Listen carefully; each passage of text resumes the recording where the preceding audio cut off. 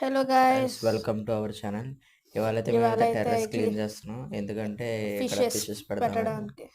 మధ్యాహ్నం 11:30 అయితే అయింది. అవును. ఇప్పుడైతే నేనైతే మా తమ్ముడైతే దీన్ని ట్యాంక్ని క్లీన్ చేస్తున్నాడు. ఇది ఆ నేనైతేమో ట్యాంక్ మేము సొంతంగా చేసామండి.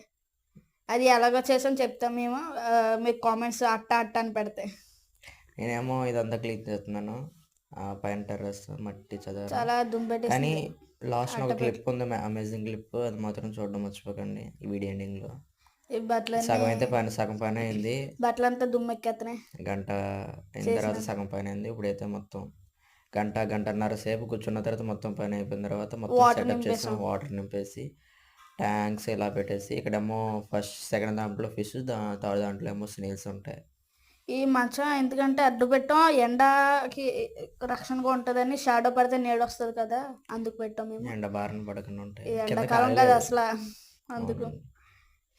ఇప్పుడు ఆ క్లాత్ ఇలా ఆ కప్పేసి క్లాత్ తడి పెడితే వేడి గాలికి చల్లగాలి వస్తాయి కదా, అందుకే అటు సైడ్ ఫిషెస్కి చల్లగాలి వస్తాయని పెట్టాం మేము.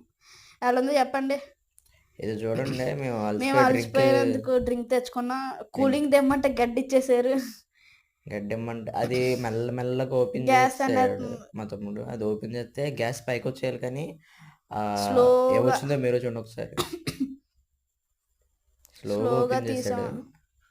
స్లోగా ఓపెన్ కింద చేస్తే ప్లేట్ పెట్టుకుని తీసాం, లేదంటే పొంగిపోతుందేమో తెలిసిపోతుంది. తీసాం, కానీ అది తీరా చూస్తే ఏం జరిగిందో చూడండి ఒకసారి. అవును, బబుల్స్ వస్తున్నాయి అంతే.